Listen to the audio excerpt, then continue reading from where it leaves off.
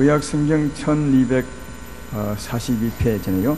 제가 가지고 있는 성경책은 다니엘서 6장 1절부터 9절까지 보겠습니다. 다니엘서 6장 1절부터 다리오가 자기의 뜻대로 고관 120명을 세워 전국을 통치하게 하고 또 그들 위에 총리 셋을 두었으니 다니엘이 그 중에 하나이라. 이는 고관들로 총리에게 자기의 직무를 보고하게 하여 왕에게 손해가 없게 하려 함이었더라. 다니엘은 마음이 민첩하여 총리들과 고관들 위에 뛰어나므로 왕이 그를 세워 전국을 다스리게 하고자 한지라. 이에 총리들과 고관들이 국사에 대하여 다니엘을 고발할 근거를 찾고자 하였으나 아무 근거 아무 허물도 찾지 못하였으니 이는 그가 충성되어 아무 그릇됨도 없고 아무 허물도 없음이었더라. 그들이 이르되 이 다니엘은 그 하나님의 율법에서 근거를 찾지 못하면 그를 고발할 수 없으리라 하고, 이에 총리들과 고관들이 모여 왕에게 나가서 그에게 말하되 다리오 왕이여 만수무강하옵소서. 나라의 모든 총리와 지사와 총독과 법관과 간원이 의논하고 왕에게 한 법을 세우며 한 검령을 정하실 것을 구하나이다. 왕이여 그것은 곧 이제부터 30일 동안에 누구든지 왕 외에 어떤 신에게나 사람에게 무엇을 구하면 사자굴에 던져 넣기로 한 것입니다. 그런즉 왕이여 원하건대 검령을 세우시고 그 조서에 왕의 도장을 찍어 메대와 바사에 고치지 아니하는 규례를 따라 그것을 다시 고치지 못하게 하옵소서 하며, 이에 다리오 왕이 조서에 왕의 도장을 찍어 검령을 내니라. 아멘. 오늘 전할 말씀은 우리는 하나님의 종입니다. 이런 제목입니다. 우리는 하나님의 종이므로 어떻게 살아야 되겠는가, 또 어떻게 살 때 복이 있겠는가 하는 겁니다. 하나님의 종으로 살아야 되겠죠. 하나님의 종이므로. 그러나 하나님의 종으로 사는 것이 만만치 않습니다. 하지만 하나님의 종으로 살면 하나님의 복을 받고 삽니다. 하나님의 사람들은 하나님의 종처럼 살기 위해서 신앙생활을 하는 것이 아닌가 생각하면서 하나님의 종입니다. 하나님의 종으로 어떻게 살아야 될 것인가 하는 것을 한번 새겨보고, 이후로 정말 하나님의 큰 은혜, 큰 축복을 받고 살아가는 우리 모두가 되었으면 좋겠습니다.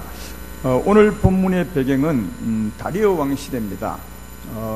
이스라엘을 포로로 잡아간 그때 처음 제국이 바벨론 제국인데, 바벨론 제국이 지난주에 말씀드렸지만 벨사살 왕의 교만함으로 말미암아 무너지고 그 다음 메대와 바사 제국이 세워지게 되는데, 이 메대와 바사 제국의 왕 중에 한 사람이 다리오 왕이었습니다. 근데 그때 바벨론 제국이 큰 것처럼 바로 그 나라를 이어받았기 때문에 메대와 바사 제국도 굉장히 컸습니다.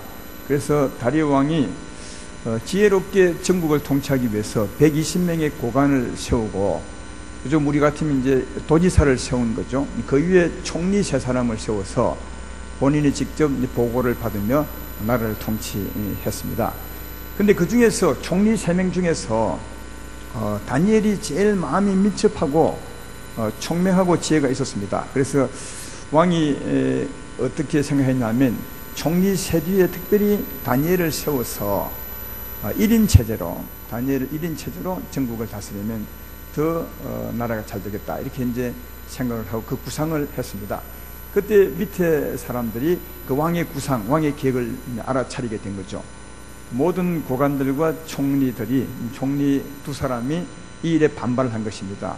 다니엘이 누군데 그를 세워서 1인 체제로 나라를 다스린단 말입니까? 이렇게 생각하고 어찌하면 그 다니엘을 끌어내릴까를 연구를 했습니다. 그래서 이제 다니엘의 국사, 그동안 봐왔던 국사에 허물이 있는가 찾아서 고소를 하려고 그렇게 했는데, 사절을 한번 읽어보면, 이에 총리들과 고관들이 국사에 대하여 다니엘을 고발할 근거를 찾고자 했으나 아무 근거 아무 허물도 찾지 못하였으니 이는 그가 충성되어 아무 그릇됨도 없고 아무 허물도 없음이었더라. 아무런 허물을 찾지 못해서 그러면 어찌할꼬 하다가, 다니엘은 하나님의 사람이라 종교에서 종교 문제 찾으면 아마 허물이 있을 것 같구나 이렇게 생각하고 종교에 대한 허물을 찾기로 했습니다. 아마 다니엘이 하루에 3번씩 기도했던 것을 이 사람들이 알았던 것 같습니다. 그것을 고발하려고 했던 것 같습니다. 그래서 고관들과 총리들이 다 모여서 의논한 후에 이런 계획을 만듭니다.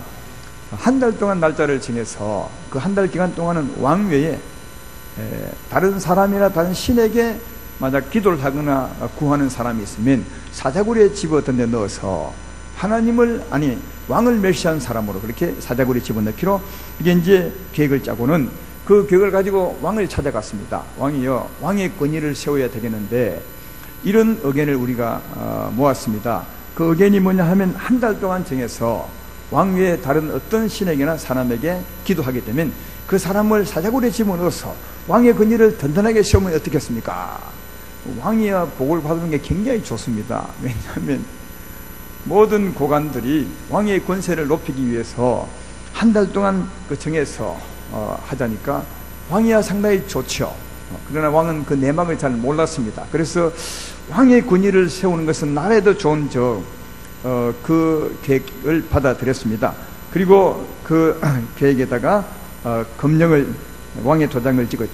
근데 이때는 왕이 도장을 찍으면 결코 변역할 수 없는 그런 규례가 있습니다. 그래서 이 검령에도 왕의 도장을 찍어서 어떤 사람도 왕조차도 변형할 수 없도록 그렇게 한 겁니다. 이렇게 하고 했는데 이렇게 했는데 10절에 보면 오늘 본문 바로 뒤에 보면 한번 보십시오. 다니엘이 이 조서에 왕의 도장이 찍힌 것을 알고도 자기 집에 돌아가서는 윗방에 올라가 예루살렘으로 향한 창문을 열고 전에 하던 대로 하루 3번씩 무릎을 꿇고 기도하며 그의 하나님께 감사하더라. 다른 신에게 절하면 사자굴에 던져 넣는 것을 알면서도 왕이 도장을 찍어서 변역할 수 없다는 사실을 알면서도 그 밤에 돌아가서 전에 하는 대로 여전히 하나님께 기도하고 있는 다니엘을 본 것이죠. 근데 이 사람들은 이걸 알고 왕에게 그런 계획을 올렸기 때문에 이 다니엘이 그날에 바로 현행범으로 현장에서 잡힌 거죠. 그래서 이제 고관들이 다니엘이 하나님께 기도하는 것을 알고 왕을 찾아갑니다. 찾아가서 말하기를, 왕이여, 전에 우리가 말하기를 이러이러하면 사자굴에 던져넣기로 하지 않았습니까? 그리고 왕이 도장을 찍으셨죠. 그러니까 왕이 내가 그렇게 도장을 찍었지. 근데 그런 사람이 있습니다. 왕이 아마 분노했겠죠. 어떤 놈이냐?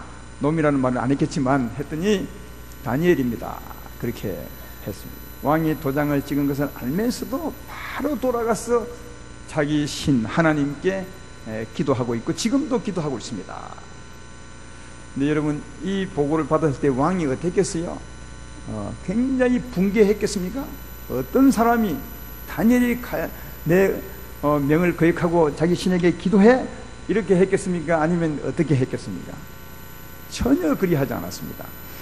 그 반응이 14절에 있습니다. 오늘 본문 뒤에 14절에 보면 왕이 이 말을 듣고 그로 말미암아 심히 근심하여 다니엘을 구원하려고 마음을 쓰며 그를 건져내리고 힘을 다하다가 해가 질 때 이르렀더라.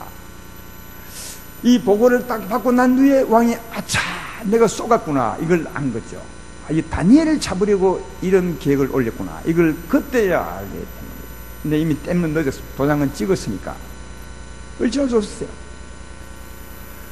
그래서 하루 종일 다니엘을 살려보려고 애썼지만 그 왕이 말이죠, 이는 어찌할 수 없는 겁니다. 이미 도장을 찍었기 때문에.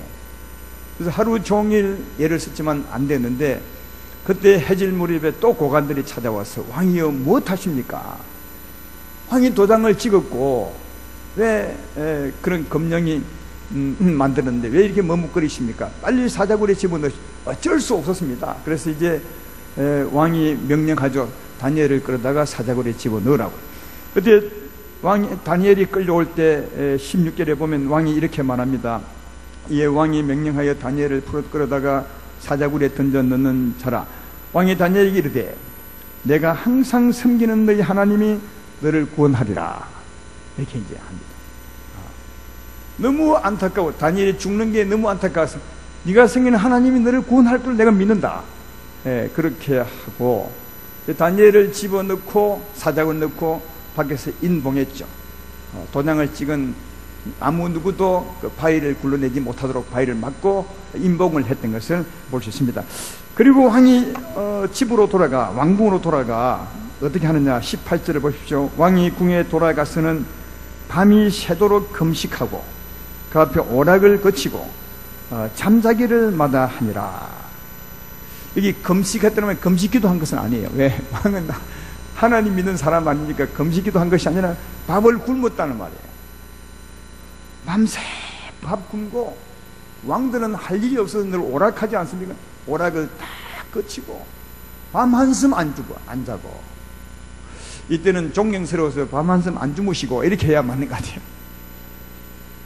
그리고 새벽을 기다렸다가 19절에 보면 이튿날 새벽에 일찍 일어나서 사자굴로 달려갑니다.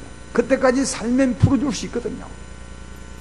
그래서 아마 왕은 믿지 못했겠죠. 사자굴에 던졌는데 사자가 집어먹었지 그게 살 리가 있네. 그러나 정말 혹시 몰라서, 다니엘의 성경에는 하나님이 있기 때문에 혹시 몰라서 슬픈 마음으로 부릅니다. 슬픈 마음으로 그 굴 입구에 가서 다니엘아 네가 살았느냐.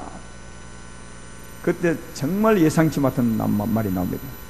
굴 안에서 왕이여 만수무강하옵소서, 그렇게 안에 하죠. 그래서 왕이 너무 기뻐서 빨리 다니엘을 끌어올리라 하고 이제 끌어올렸습니다. 다니엘이 살았죠. 다니엘이 말합니다. 왕이여 이 사람들이 나를 굴에 집어넣을 때 하나님이 이미 천사를 보내사 사자들 입을 다 막아버렸어. 그들이 사자가 나를 물지 못했으면 하나님이 나를 지킨 것입니다. 그러므로 나는 왕에게 허물이 없습니다. 그렇게 말을 합니다.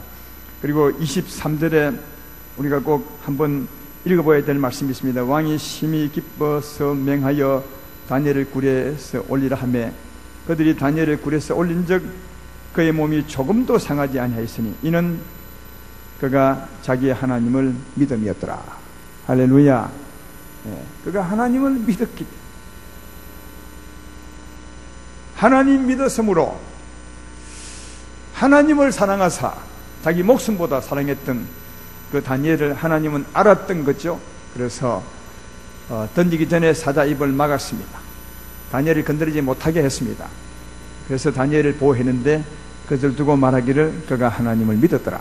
하나님을 믿음으로 하나님께 보호를 받았던 것을 볼 수가 있습니다. 우리가 살아갈 동안 이런 위험이 있을 수 있습니다. 그때도 하나님을 믿음으로 사십시오. 그러면 하나님이 여러분의 믿음으로 구별하시고 보호해 주리라 믿습니다. 그리고 이제 다니엘을 모함했던 그 사람을 전부 잡아다가 바로 다니엘이 넣었던 그 굴에 집어넣었더니, 가족들과 같이 넣었더니 그들이 땅에 떨어지기 전에 사자들이 전부 집어 때를 어스리고 먹었다고, 그렇게 성경은 그 뒤에 이어서 말하고 있습니다. 오늘 제가 여러분에게 말씀하고 싶은 것은 이 다리오 왕이 다니엘을 정말 사랑했다. 그렇게 아끼고 사랑했어요.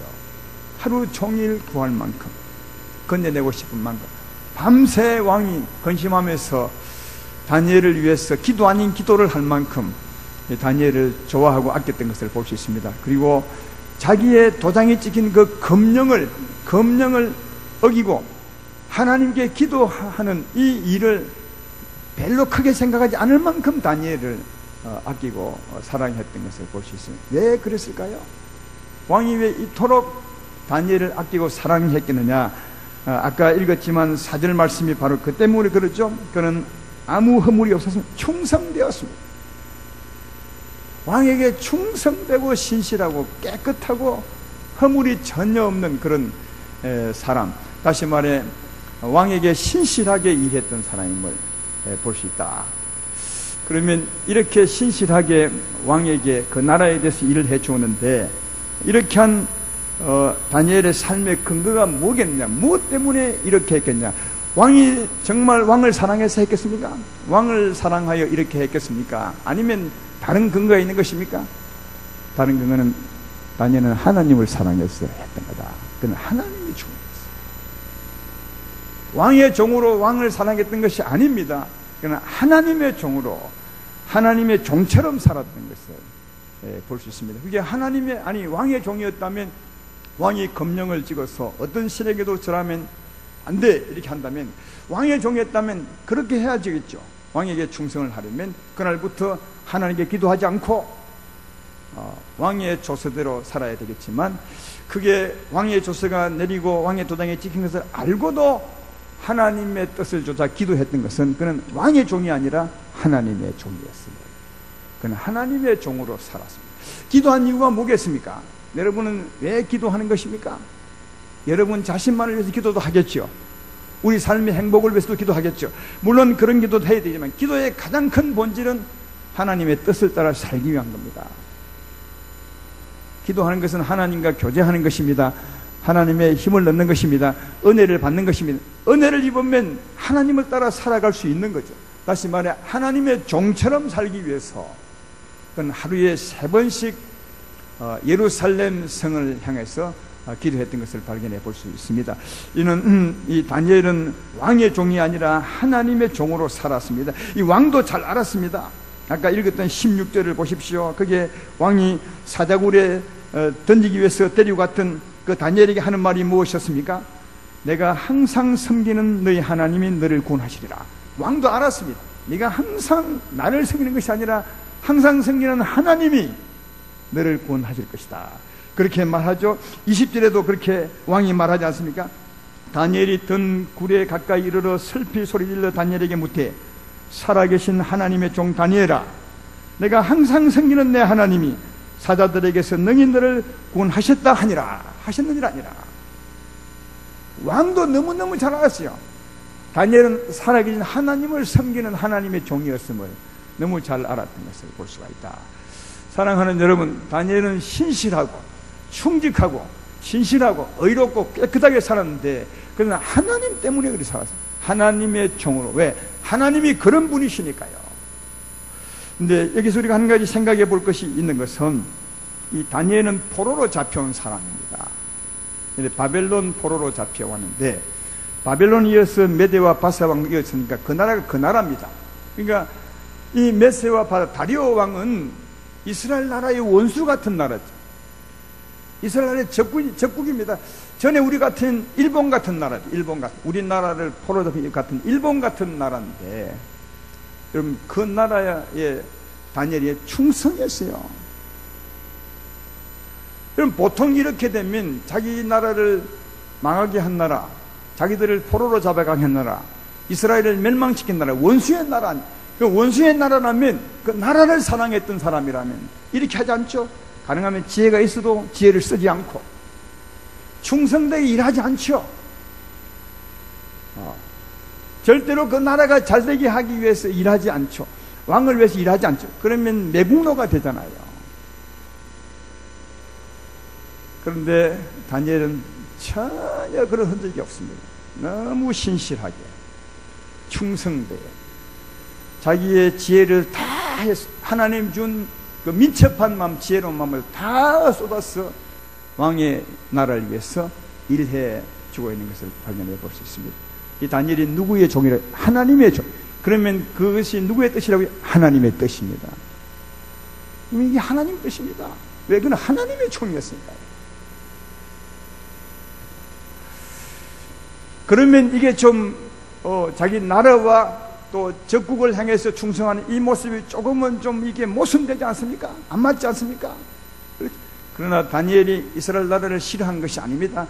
자기 나라를 싫어하고 이 나라를 좋아했던 것이 전혀 아닙니다. 다니엘은 자기 나라를 너무너무 좋아했습니다. 그리고 그 나라가 이 나라에서 벗어나 다시 회복되고 독립되기를 얼마나 원했는지 아십니까? 다니엘서 보면 이 본문 뒤에 쭉 하면 어떤 말이 나오냐면, 다니엘이 어느 날 하나님이 예레미야에게 한 그 성경책을 읽습니다. 아마 예레미야서 같아요. 거기 보면 예루살렘이 70년이 지나면 예루살렘의 황폐함이 다시 좋아질 것이라, 황폐함이 끝날 것이라, 그런 마음이 있습니다. 그런 말씀이 있습니다. 70년 만에 다시 포로에서 돌이키고 그 나라가 회복된다는 말이 있습니다. 그 말을 듣고 다니엘이 정말 하나님께 기도합니다. 다니엘서 9장 1절로 2절에 그 말이 있죠. 메대 족속 아하수에로의 아들 다리오가 갈대아 나라 왕으로 시험을 받던 첫해, 그 통치 원년에 나 다니엘이 책을 통해 여호와께서 말씀으로 선지자 에레미야에게 알려주신 그 연수를 깨달았는 곧 예루살렘의 황폐함이 70년 만에 그치리라 하시니라. 자기 나라가 70년 지나면 회복이 된다는 겁니다. 너무너무 기쁘고 가장 큰 소망입니다. 그래서 다니엘서 9장 3절에 바로 이어서 내가 금식하며 베옷을 입고 채를 덮어쓰고 주 하나님께 기도하며 간구하기를 결심하고, 그래서 금식하며 기도합니다. 자기 나라를 위해서요. 그러니까 나라를 정말 사랑했어요, 다니엘이. 근데 왜 이랬습니까? 다니엘에게는 나라보다 더 소중한 분이 있었습니다. 그게 누구라고요? 하나님이셨어요. 나라보다 더 소중한 분 하나님이셨어요. 그래서 그는 하나님의 종으로 산 겁니다. 만약 다니엘이 하나님보다는 나라를 더 사랑해서 독립투쟁을 하고 싸웠다면, 나라 위해서 투쟁을 했다면 그는 애국자는 될 수 있어도 하나님의 종은 안 되는 겁니다. 왠지 아십니까? 하나님의 사람은 투쟁하는 사람이 아닙니다. 하나님의 사람은, 하나님은 투쟁하거나 싸우는 분이 아닙니다. 여러분, 하나님의 종으로 산다는 것은 두 가지입니다. 하나는 하나님 마음을 가져야 됩니다. 그리고 그 마음으로 하나님의 뜻을 따라 사는 것입니다. 제 말 이해되면 아멘 합시다. 네. 하나님의 종은 하나님 마음으로 하나님의 뜻을 따라 사는 겁니다. 내가 사는 것이 아니요, 하나님 마음으로 하나님의 뜻을 따라 사는 것이 하나님의 종입니다. 이게 주인의 뜻대로 사는 건데, 하나님의 마음은 투쟁하거나 싸우거나 그리하지 않습니다. 하나님은 여전히 사랑하시고, 여전히 온유하시고, 여전히 오래 참으시고, 여전히 화평하시고, 이게 하나님이십니다. 그래서 다니엘은 하나님을 사랑해서 하나님의 종으로 살았던 것을 볼 수가 있다. 투쟁함으로 산 것이 아니라 하나님의 종으로, 그리고 나라를 위해서도 그렇게 하나님의 종으로 살았던 것을 볼 수가 있는 것입니다. 이 다니엘과 비슷한 환경 속에 살았던 그런 분이 한 분 있습니다. 다니엘도 포로로 잡혀가 메대와 바사의 그 나라가 지배된 상태에서 살았던 시대, 다니엘 아니겠습니까? 이처럼 살았던 분이 한 분 있는데, 이분이 누구냐면 예수님이십니다. 예수님도 이 땅에 와 사실 때 로마의 지배를 받고 살았습니다. 이스라엘 나라가요. 다니엘과 똑같은 행편에서 예수님도 사람의 몸을 입고 이 땅에 사셨습니다. 그때 예수님도 이스라엘 나라를 사랑했습니다. 그 나라 백성이었던 건 하나님의 아들이지만 그 나라 백성으로 태어났으니까요. 나라를 참 사랑했습니다. 그러나 성경에 예수님이 산 공생애 동안 한 번도 로마에 투쟁한 적 있으십니까? 로마에 대항해서 싸운 적이 있으십니까? 로마도 불쌍히 여겼습니다. 로마도 사랑했던 것을 볼 수 있다. 근데 그 당시에 예수님은 나라를 사랑했지만 하나님의 종으로 살았습니다. 신실한 종으로 살았죠. 다니엘과 비교할 수 없는 하나님의 종으로 사셨죠, 예수님요. 근데 그 당시에 나라만을 사랑했던 사람이 있습니다. 애국자가 있었죠. 투쟁했던 사람. 그 중에 여러분이 알고 있는 사람이 누굽니까? 바라바는 사람이죠. 바라바는 애국자입니다. 독립투사입니다. 그래서 그 유대 나라를 지배하고 있던 그 빌라도가 유대인들의 명절이 되면 그 중에 특사로 제수한 사람을 풀어주는 관례가 있는데, 그때 그 빌라도가 모였던 군용 앞에서 예수님과 바라바를 놓고 말하죠. 예수님을 놓아줄까 바라바를 놓아줄까. 그들은 전부 독립투사 바라바를 달라고 했어요. 예수님을 십자가에 매달고. 그래서 바라바는 풀려났습니다. 독립투사를 그들이 좋아했던 것입니다. 제가 한 게 묻고 싶은 거 있습니다. 예수님은 독립을 위해서 투쟁하지 않고 싸우지 않았습니다. 바라바는 독립을 위해 투쟁했습니다. 그러면 바라바처럼 할 때 그 나라가 빨리 독립이 되겠습니까? 예수님처럼 하나님의 종으로 살 때 독립이 빨리 되겠습니까? 나라를 사랑하는 분들이야. 또 다니엘이 나라 위해서 독립해서 투쟁하게 할 때 그 나라가 빨리 회복이 되겠습니까? 아니면 지금 다니엘처럼 하나님의 종으로 살면서 하나님께 기도하며 사는, 이렇게 살 때 빨리 독립이 되겠습니까? 어느 게 빨리 독립이 되겠죠? 나라를 사랑했던 사람들에게, 물어보고 싶은 거니까. 어느 것이 독립이 빨리 되겠습니까? 투쟁요? 천만에요. 왜 안 그렇습니까? 왜 그렇지 않습니까? 나라의 독립도 하나님께 있습니다. 하나님께 있습니다. 지금 여러분이 이번에 헷갈려서 아멘도 크게 못해요. 애국자가 하나님을 사랑하는 것이 아니라 하나님을 사랑하는 것이 애국입니다. 나라 위보다 하나님이 먼저입니다. 이 하나님 있고 나라 있는 것이지 나라 있고 하나님 있는 것이 아닙니다. 그래서 우리가 알는 하나님의 종으로 살 때 나라도 잘 되는 겁니다. 왜냐하면 나라의 주관자는 하나님이십니다. 제 말 예되면 아멘합시다. 그래서 나라의 독립이 누구에게 있었습니까? 하나님께 있습니다. 하나님 말씀합니다. 70년이 차면 내가 이 나라를 다시 회복시키리라. 하나님이 하신 겁니다. 그래서 하나님의 종으로 살면서 하나님 뜻대로 살 때, 주님의 뜻대로 기도할 때 빨리 독립이 되는 것이지, 그런데 하나님의 종으로 살지 않고 애국운동을 한다면 독립이 안 되는 거죠. 우리들은 이 육체를 입고 사람 몸으로 살아가서 늘 투쟁하고 독립운동을 하면 나라가 빨리 된다고 생각하는데 천만에요. 나라의 독립은 하나님께 있습니다. 오히려 하나님의 종처럼 살아갈 때 나라가 잘 되고 그 일이 빨리 된다는 사실도 잘 알 수가 있습니다.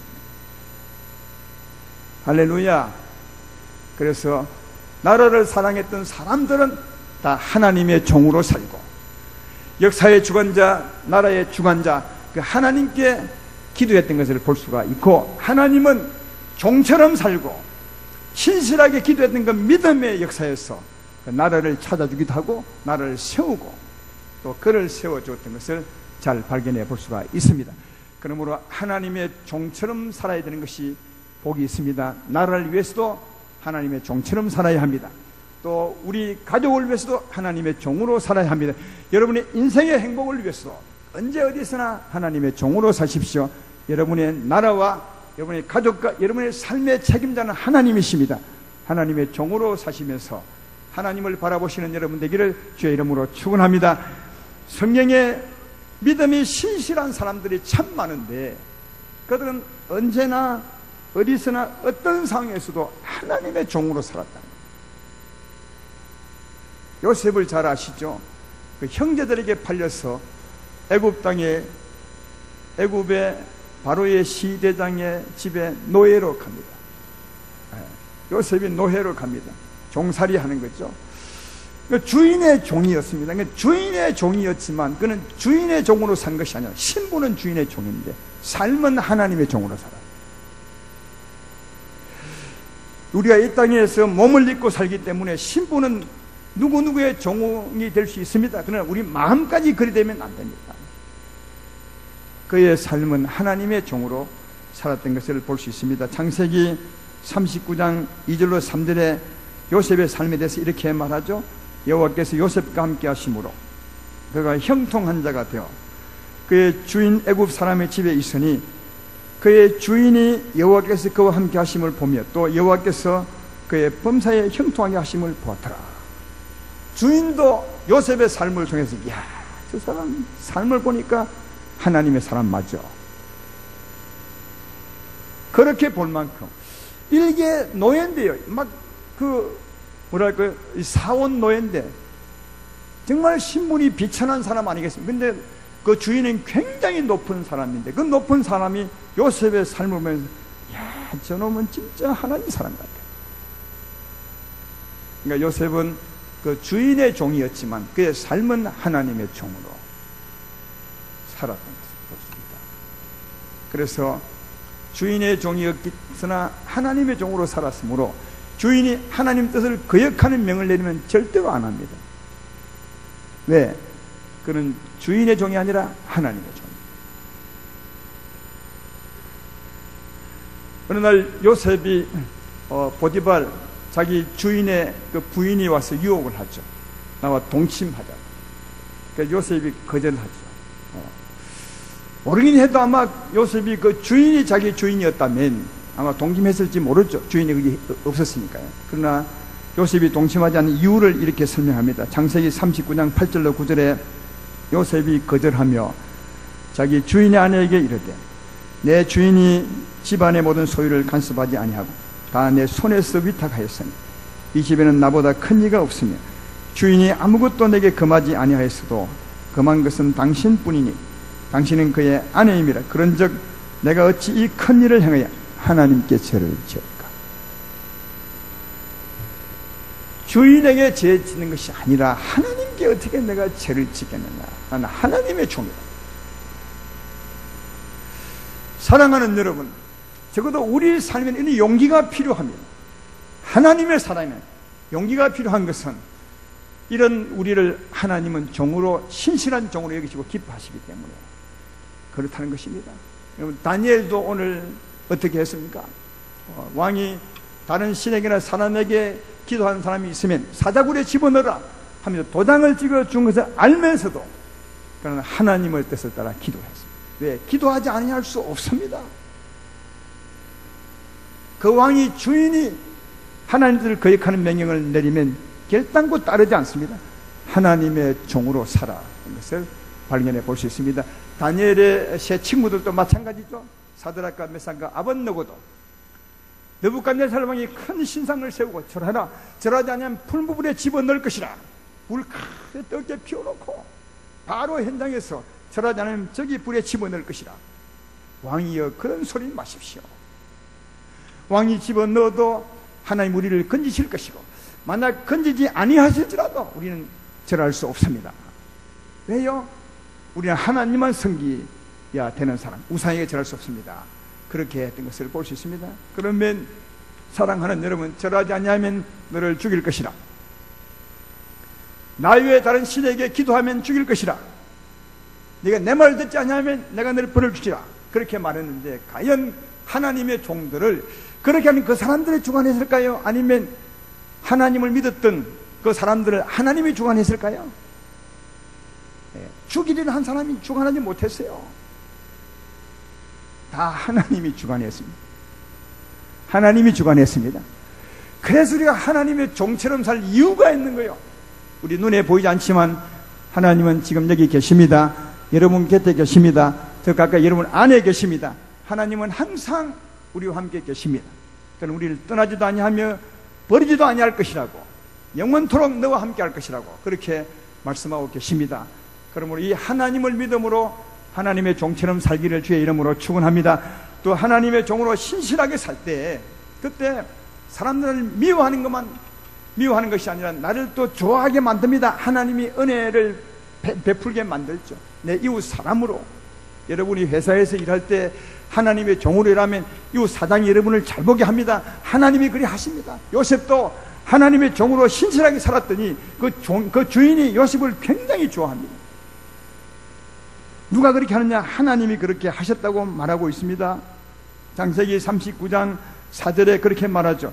요셉이 그 주인에게 은혜를 입어 섬기며 그가 요셉을 가정 총무로 삼고 자기의 소유를 다 그의 손에 위탁하니 그의 주인에게 은혜를 받게 할때 누가요? 하나님께서. 그러니까 주인으로 하여금 요셉을 잘 보게 하신 거죠. 누가요? 하나님이. 오늘 다니엘도 마찬가지 아닙니까? 하나님의 종으로 살았더니 왕이 얼마나 다니엘을 좋아합니까? 네가 섬기는 하나님, 포로로 잡아온 그 사람을 왕이 너무너무 좋아서 밤을 새워가면서 걱정할 만큼 그 포로를, 다니엘을 좋아했던 것은 하나님이 그렇게 하신 것이다. 하나님이 자기 종을 다른 사람으로 하여금 잘 보게 은혜 받게 하신 것을 볼 수가 있는 거죠. 그것뿐 아닙니다. 하나님의 종으로 살 때 하나님의 종으로 말미암아 하나님 종이 일해주는 그 집안도 잘되게 하는 것입니다. 요셉이 하나님의 종으로 살았을 때 하나님이 보디발 집에도 복을 주셨어요. 창세기 39장 5절에 그가 요셉에게 자기 집과 그의 모든 소유를 주관하게 한 때부터 여호와께서 요셉을 위하여 그 애굽 사람의 집에 복을 내리심으로 여호와의 복이 그의 집과 밭에 있는 모든 수에 미치니라. 요셉 때문에 보디발이 복을 받았어요. 다니엘 때문에 메대와 바사 왕국이 복을 받았어요. 다니엘의 그 친구들 때문에 바벨론 나라가 복을 받았어요. 그러니까 하나님의 종으로 살 때 하나님이 그 자기 종에게 큰 은혜를 베풀어 주는 것을 발견해 볼 수가 있습니다. 사랑하는 여러분, 오늘 말씀만 봐도 여러분 이 역사를 주관하시는 이가 하나님이시고, 나라를 주관하시는 이가 하나님이시고, 우리 삶을 주관하시는 이가 하나님이십니다. 그리고 하나님은 자기 종을 통해 자기를 드러내시죠. 그래서 요셉을 통해서 그 주인이 하나님을 보았고, 다니엘을 통해서 그 왕이 하나님을 보았던 것처럼 하나님은 자기 종을 통해 자기의 아름다움을 드러내시죠. 그리고 종들의 믿음을 통해서 하나님이 역사해서 세상 사람들도 하나님의 역사를 보게 하는 것을 발견해 볼 수가 있습니다. 그러므로 우리가 어떻게 살아야 좋으냐? 하나님의 종으로 살아야 합니다. 우리는 하나님의 종입니다. 하나님의 종으로 살아야 합니다. 그때 하나님은 우리 통해서 하나님을 드러낼 것이고, 우리 믿음을 통해서 하나님이 역사할 것이고, 많은 사람에게 하나님의 아름다움을 전할 뿐 아니라 하나님의 역사를 보게 할 줄로 믿습니다. 우리가 하나님의 종으로 사는 겁니다. 따라서 사랑하는 여러분, 우리 직장인은 직장에 가서도 비록 그 사람의 직원이지만, 그 사장의 직원이지만 우리가 살아야 될 삶은 하나님의 종으로 사는 겁니다. 가정에서도 하나님의 종으로 사는 겁니다. 학교에서도 우리 학생들도 하나님의 종으로 사는 겁니다. 언제나 하나님의 종으로 살아야 되는 것입니다. 때때로 우리 목사님들이나 장로님들이 모여서 의논할 때 보면, 노회나 어디 가서 의논할 때 보면 이럴 때가 참 많습니다. 하나님 말씀은 그렇지만 우리가 그럴 수 있나요? 그래도 그렇죠. 그렇게 하면 이렇게 다 자기들 스스로 다, 왜? 하나님 말씀대로 하니까 다 위험에 빠질 가능성이 많거든요. 손해볼 가능성이 많아요. 우상에게 절하면 풀무불에 집어넣을 것이라, 얼마나 큰 어려움이 오는 것이며, 그러니까 하나님의 뜻대로 하면 다 손해보는 겁니다. 아니, 우선 볼 때 힘든 것입니다. 왜? 하나님은 거룩하고 세상은 어두우니까요. 그래서 많은 때 사람들이 뭐라 하냐면, 하나님 말씀이 그래도 그럴 수 있나요? 아무리 그래도 그래요, 그럴 수 없습니다. 이렇게 합니다. 사랑하는 여러분, 당신은 누구 종입니까? 그러고 우리가 하나님 믿는다 할 수 있겠습니까? 우리 믿음의 선배들은 목숨이 떨어진다 해도, 사자굴에 집어넣는다 해도, 풀무불에 집어넣는다 해도, 감옥 갈 걸 뻔히 알면서도 하나님의 종으로 살았습니다. 그러나 그때 그들이 죽었느냐? 아닙니다. 그 일로 말미암아 더 살았다는 것을 아셔야 합니다. 하나님은 그런 종들을 지금 바라고 있으며 그런 종들의 삶을 정말 기뻐지고 계신 겁니다. 어디서요? 우리 안에서. 그러므로 사랑하는 여러분, 믿음의 용기를 내십시오. 하나님이 세상의 주관자입니다. 여러분의 삶의 주관자도 하나님이십니다. 여러분이 회사 다닐 때 그 회사의 주관자가 사장 같으십니까? 천만에 하나님이십니다. 보디발의 집에 요셉이 살 때 그때 삶의 주관자는 하나님이시지 보디발이 아니었습니다.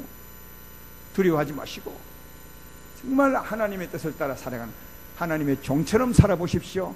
이게 우리를 힘들게 하는 것이 아니라 힘든 것 같지만 살아나는 삶이고 정말 복 있는 삶임을 알 수가 있습니다. 하나님의 종으로 사는 삶을 하나님이 보장해 줄 줄로 믿습니다. 그러므로 하나님의 종으로 사는 삶을 가장 큰 보람과 즐거움으로 여기며 살아가는 아름다운 교회 성도 모두가 되기를 주의 이름으로 축원합니다.